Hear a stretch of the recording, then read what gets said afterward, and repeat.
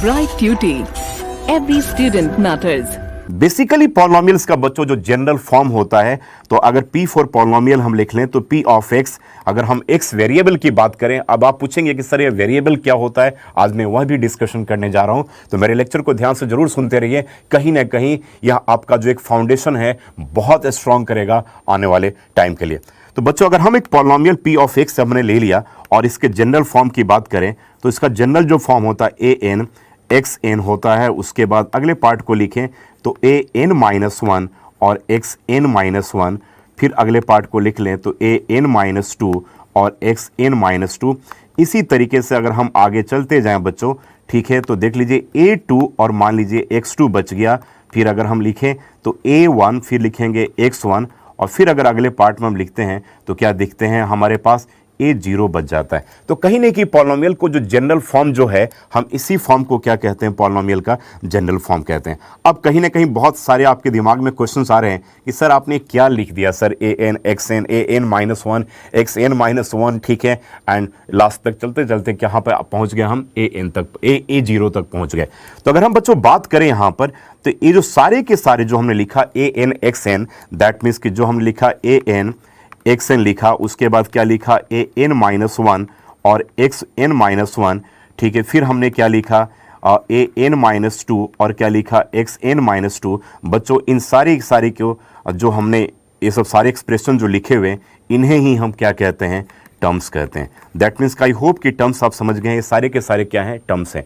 तो क्या एक टर्म्स में कितनी सारी चीज़ें हैं, देखा आपने, एक टर्म्स में क्या है, ए एन भी है, x raise to the power n भी है, उनको मिलाने के बाद हम क्या कहते हैं, टर्म्स कहते हैं। जैसे इसका फर्स्ट टर्म ए हो गया, सेकंड टर्म हो गया, थर्ड टर्म हो गया, एंड अगर हम आगे चलते जाएं तो इस तरीके से ए टू एक्स टू भी एक टर्म हो गया, ए वन एक्स वन भी एक टर्म हो गया, और ए जीरो भी क्या हो गया, एक टर्म हो गया।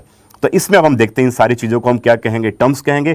तो बच्चों जो टर्म्स जो बनता है याद रखिएगा, कंसिस्टिंग ऑफ क्या होता है, नंबर्स के मिलने से बनते हैं। उसके बाद इसके अंदर क्या देखा आपने, वेरिएबल्स भी आते हैं। क्या आएंगे, नंबर्स आएंगे, और क्या आएंगे उसके अंदर, वेरिएबल्स आएंगे। जैसे अगर हम इसी टर्म की बात करें, फर्स्ट टर्म की बात करें, तो ए एन जो बोलोगे आप, तो ए एन क्या हो गया आपके पास, एक नंबर हो गया, ठीक है, ए एन एक नंबर हो गया, और x raise to the power n, x raise जो हो गया वो क्या हो गया, याद रखिएगा आपके पास वेरिएबल हो गया। और नंबर और वेरिएबल का जब हम प्रोडक्ट करेंगे, दैट मीन्स कि नंबर और वेरिएबल का जब हम प्रोडक्ट करेंगे, तो वेरिएबल के साथ जब नंबर जब मल्टीप्लाइड होता है तो उस नंबर को हम क्या कहते हैं, उसका कोएफिशिएंट भी कहते हैं। दैट मीन्स कि अगर मैं बात करूं कि a n x raise to the power n की अगर हम बात करें बच्चों, तो यहाँ पे याद रखिएगा कोएफिशिएंट जो है, coefficient of x raise to the power n जो है वो क्या होगा, ए एन कहा जाएगा। दैट मीन्स कि अगर आप कोई भी एक्सप्रेशन लिखते हो, जैसे आपने अगर मान लीजिए 2x race to the power अगर 2 लिख लिया, तो मैं अगर आपसे पूछूं कि इस एक्सप्रेशन में x raise to the power 2, that means कि x स्क्वायर का कोएफिशिएंट क्या है, तो व्हाट यू विल से कि सर इस केस में x स्क्वायर का जो कोएफिशिएंट है वह कोएफिशिएंट क्या है, 2 है।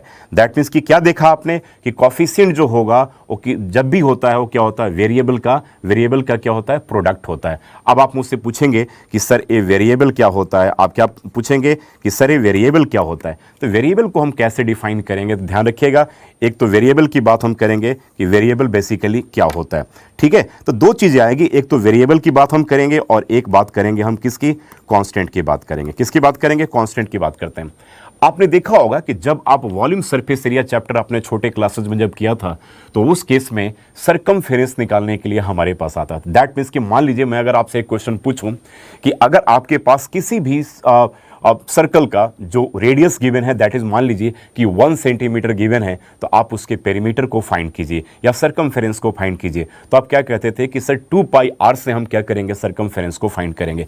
तो उस केस में क्या देखा आपने, 2 पाई और आर के जगह पे आपने 1 पुट कर दिया, उसका क्या हो गया, हमने सरकमफेरेंस फाइंड कर लिया। फिर मैंने एक क्वेश्चन पूछा आपसे कि अगर रेडियस अगर हम 2 सेंटीमीटर ले लें तो हम उसके सरकमफेरेंस को कैसे फाइंड कर पाएंगे। तो आपने कहा कि सर इट्स वेरी सिंपल, उस केस में हम सर क्या करेंगे, 2 इंटू पाई इंटू आर के जगह पे 2 पुट कर देंगे and will get the circumference. फिर मैंने आपसे एक क्वेश्चन पूछा कि बच्चों अगर हम रेडियस 3 सेंटीमीटर ले लें तो उस केस में उसका सरकमफेरेंस क्या होगा। तो आपने कहा कि sir again that is very simple, sir आप 2 इंटू पाई इंटू 3 कर दीजिए, ठीक है। फिर मैंने कहा कि अगर हम 4 सेंटीमीटर ले तो आपने क्या किया, सेम उसी प्रोसेस को फॉलो किया। तो क्या देखा आपने कि इस केस में 2 जो है वो कांस्टेंट है, पाई भी जो है वो कांस्टेंट है, लेकिन आर जो है वो क्या होता है, बार बार चेंज होता जाता है। दैट मीन्स कि उस आर को हम क्या कहेंगे, वेरिएबल कहेंगे, क्योंकि उसकी वैल्यू वेरी हो रही है बार बार, ठीक है। लेकिन 2 और पाई का जो वैल्यू है वो क्या है, फिक्स्ड है। दैट मीन्स उसे हम क्या कहेंगे, कांस्टेंट कहेंगे। तो आई होप आप समझ चुके होंगे कि कांस्टेंट क्या है और वेरिएबल क्या है। तो कांस्टेंट की जो बात हम करेंगे बच्चों, तो कांस्टेंट के केस में हमारे पास ये हमेशा ध्यान रखिएगा कि फिक्स्ड वैल्यू की बात करेंगे कांस्टेंट के केस में, और अगर हम वेरिएबल की बात करेंगे तो यहां पे जो होगा, ठीक है, इनकी वैल्यूज वेरीज होती जाएगी। तो वैल्यू जो वैरी होगा, तो ध्यान रखिएगा आप, सबसे पहली बात है 9th क्लास में आपने एक चैप्टर देखा होगा कि linear equation in one variable. तो जब हम linear equation in one variable की बात करते थे वहां पर, तो वन वेरिएबल वो क्या था आपके पास, ध्यान रखिएगा, वो x था या y था। जब हम, ठीक है, या x को या y को हम कहेंगे, ठीक है। बाकी बहुत सारे ऐसे जो फिक्स्ड नहीं है, जिनकी वैल्यूज a b c भी हो सकते हैं, x y z हो सकते हैं, लेकिन जो ब्रॉडली हम जो देखते हैं, और हमने 9th में जो देखा था कि linear equation in one variable, और याद होगा बच्चों जिसका जनरल फॉर्म भी जो आपने पढ़ा था, अगर हम लिख दूं कि 2x + 3 जो है वह क्या है, एक linear equation in one variable है। तो यहां पे इसकी वैल्यू क्या, वेरिएबल कौन सा है, यहां पे जो वेरिएबल है बच्चों वो क्या है, x है।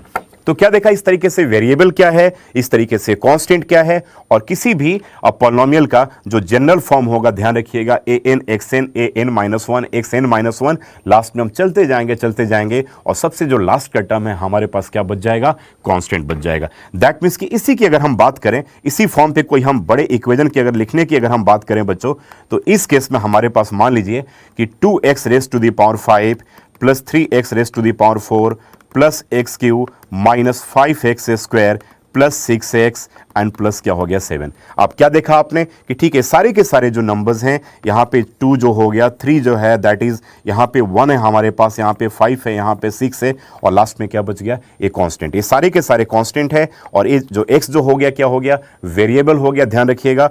और इस केस में जो वेरिएबल का जो मल्टीप्लाइड जो है विद नंबर, तो उस नंबर को हम क्या कहेंगे, उस वेरिएबल का कोएफिशिएंट कहेंगे। दैट मैं पूछूं कि इस केस में कोएफिशिएंट ऑफ x5 क्या होगा, तो आप बोलेंगे 2 होगा। मैं पूछूं कि कोएफिशिएंट ऑफ x4 क्या होगा, तो आप बोलेंगे कि 3 होगा। मैं पूछूं कि कोएफिशिएंट ऑफ x स्क्वायर क्या होगा इस केस में, तो यू विल से कि सर इस केस में कोएफिशिएंट ऑफ x² जो होगा वो क्या होगा, 5 होगा। तो क्या देखा आपने कि इस केस में वेरिएबल क्या है, ठीक है, वेरिएबल क्या है, और आपके पास कांस्टेंट क्या है, ठीक है, राइट। अब हम बात करते हैं कोएफिशिएंट भी, आप, आई होप कि आपका कॉन्सेप्ट क्लियर हो गया। अगर इसके बाद हम बात करते हैं बच्चों डिग्री, जिस डिग्री के बारे में आपने क्लास 9th में अच्छे तरीके से पढ़ा हुआ है। तो अब से अगर मैं पूछूं कि क्या बेसिकली डिग्री क्या होता है, अगर हम कोई भी पॉलिनोमियल p ऑफ x लिखते हैं बच्चों, मान लीजिए कि अगर हमने एक पॉलिनोमियल p ऑफ x लिखा in one variable, that means कि इन वेरिएबल x की अगर हम बात करते हैं, और मैंने लिखा 3x⁻² - 5x + 6 लिखा, तो मैंने अगर आपसे पूछा पहला क्वेश्चन कि क्या यह पॉलिनोमियल है, तो एक बहुत बड़ा क्वेश्चन है, क्योंकि पॉलिनोमियल के बारे में हमने क्या देखा होगा, जिसमें बहुत सारे टर्म्स हो। चलिए आपको कुछ इसमें 3 टर्म्स तो एटलीस्ट आपको दिख ही रहे हैं, जिसमें कि एक टर्म दिख गया, सेकंड टर्म दिखा, या थर्ड टर्म दिखा। फिर मैंने पूछा कि इसमें वेरिएबल कौन सा है बच्चों, तो आपने कहा कि सर यहाँ पे x वेरिएबल है। मैंने पूछा कि क्या ये अलजेब्रिक एक्सप्रेशन होगा, तो आपने कहा कि हाँ अलजेब्रिक एक्सप्रेशन होगा, बिकॉज यहाँ पर हमारे पास कांस्टेंट भी है, वेरिएबल भी है, कोएफिशिएंट भी है। दैट मीन्स कि इसे हम क्या कहेंगे, अलजेब्रिक एक्सप्रेशन कहेंगे। बाकी है जो अलजेब्रिक एक्सप्रेशन, याद रखिएगा, separated by the algebraic operator जो होता है, दैट मीन्स कि प्लस माइनस साइन के थ्रू क्या होते हैं, टर्म्स जो होते हैं यूजुअली वो सेपरेट होते हैं एक दूसरे से। तो मैंने कहा कितने टर्म्स है, तो आपने कहा कि सर यहाँ पे 3 टर्म्स हमारे पास, कौन कौन सा, तो this is the first term, ये आपने सेकंड टर्म, और इसे आपने क्या कहा, थर्ड टर्म कहा। मैंने पूछा इसमें कांस्टेंट क्या क्या है, तो आपने पूछा सर यहाँ पे कांस्टेंट तो 6 है यहाँ पे, ठीक है। बाकी x² का जो कोएफिशिएंट है 3, वह भी एक कांस्टेंट है। x का जो कोएफिशिएंट है 5, वह भी एक 5 जो है, एक याद रखिएगा 5 जो है कांस्टेंट है, जैसे यहाँ पे 6 भी क्या है, कांस्टेंट है। लेकिन मैंने पूछा कि x का कोएफिशिएंट क्या होगा, तो आपने कहा कि सर -5 होगा, क्योंकि वेरिएबल के साथ जो उसका मल्टीप्लिकेशन है, जो उसका प्रोडक्ट होगा नंबर, उससे हम क्या कहते हैं, उस वेरिएबल का कोएफिशिएंट कहते हैं। मैंने पूछा कि इस केस में x² का कोएफिशिएंट क्या है, तो आपने कहा कि सर x² का जो कोएफिशिएंट है इस केस में हमारे पास 3 है। तो चलिए यह तो बात समझ में आ गया कि कोएफिशिएंट क्या है, वेरिएबल क्या है, और अलजेब्रिक एक्सप्रेशन क्या होगा। दैट मीन्स कि जो जहां भी हम अलजेब्रिक एक्सप्रेशन की बात कहेंगे, वहां पे कहीं ना कहीं हमारे पास, याद रखिएगा, कांस्टेंट आएगा, वेरिएबल आएगा, ठीक है। और कांस्टेंट और जो न्यूमरल्स हैं, दैट मीन्स के जो नंबर हैं, जो उनका कॉफिशिएंट होता है, वह भी वहाँ पे कहीं ना कहीं मेंशन होता है। तो ऐसे एक्सप्रेशन को हम क्या कहेंगे? अलजेब्रिक एक्सप्रेशन कहेंगे। और अलजेब्रिक एक्सप्रेशन में जो टर्म्स जो सेपरेट होते हैं वो algebraic operator sign, that means की प्लस और माइनस साइन के साथ क्या होते हैं, वो एक दूसरे से सेपरेट होते हैं। तो अब बात आ गई कि डिग्री क्या है बेसिकली। तो मैंने कहा कि बच्चों इस केस में जो हमने एक पॉलिनोमियल जो हमने लिखा है अभी कि 3x² - 5x + 6, तो इस केस में हमारे पास, ठीक है, इस केस में हमारे पास x का जो है हाईएस्ट पावर क्या है, सबसे बड़ा पावर हमारे पास क्या है? तो आपने कहा कि सर यहां पर x का पावर तो 1 है और इस केस में हमारे पास x का पावर क्या है? 2 है। तो जो हाईएस्ट पावर x का होगा किसी भी पॉलिनोमियल में, वह उसका डिग्री कहा जाएगा। दैट मीन्स की हाईएस्ट पावर, ठीक है, हाईएस्ट पावर ऑफ x, ठीक है, x in p of x जो होगा इज कॉल्ड उसे हम is called degree, is called क्या कहेंगे? डिग्री ऑफ क्या बोलेंगे? p ऑफ x बोलेंगे। क्या देखा कि highest power of x in p of x, that means कि किसी भी पॉलिनोमियल में जो x का जो उसका जो हाईएस्ट पावर होगा उसे हम क्या कहते हैं? डिग्री।